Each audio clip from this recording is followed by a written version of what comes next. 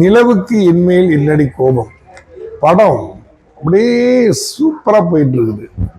நீங்களும் பார்க்கணும். வாங்க இந்த கதையை நான் உங்களுக்கு உட்காந்து சொல்றேன்.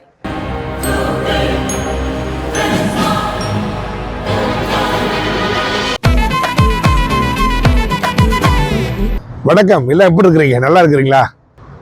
நிலவுக்கு என்மேல் என்னடி கோபம். பாட்டாவே படிச்சிட்டியா? ரொம்ப யூசுவலான ஸ்டோரி தாங்க. இது ஒரு பையன், இது ஒரு பொண்ணு. இந்த பையனும் இந்த பொண்ணும் லவ் பண்றாங்க. தனுஷுடைய 3வது திரைப்படம். அதாவது ஏற்கனவே இவர் பவர் பாண்டி, ராயன், இப்ப நிலவுக்கு என்மேல் என்னடி கோபம், அடுத்தது இட்லி கடை அப்படின்னு சொல்லிட்டு ஒரு 4 படத்தை எடுத்திருக்காரு. இது 3வது படம். ஆனா இந்த படத்துல அவர் தன்னுடைய உறவினரை நடிக்க வச்சிருக்கிறாரு. இந்த பையன் யாரு? பிரபு.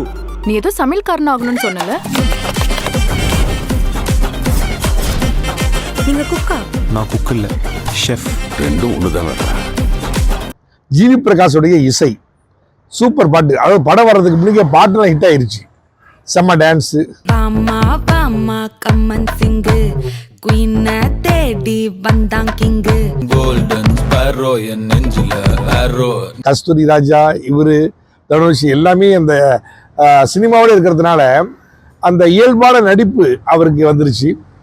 இது உனக்கு கொஞ்சம் கூட எஃபெக்ட் பண்ணலையா? ஆஃப் கோர்ஸ் நாட், சான்ஸே இல்லை.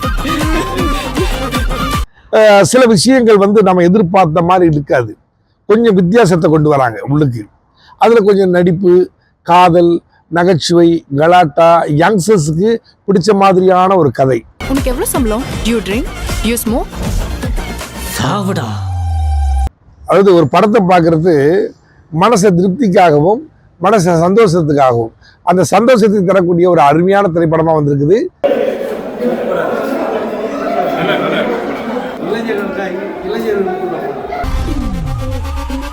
ஜாலியா வாங்க, ஜாலியா போங்க. பல பிரம்மாண்டமான திரைப்படங்களை மலேசியாவுக்கும் சிங்கப்பூருக்கும் மற்ற நாடுகளுக்கும் கொண்டு போயிட்டு வெற்றி கண்ட மற்றும் பல இசை நிகழ்ச்சிகளை பிரம்மாண்டமான முறையில் தயாரித்து மக்களுக்கு மகிழ்ச்சி படுத்திய பிரம்மாண்டத்தின் அடையாளம் டிஎம்ஐ வழங்கக்கூடிய திரைப்படம் நிலவுக்கு என்மேல் என்னடி கோபம்.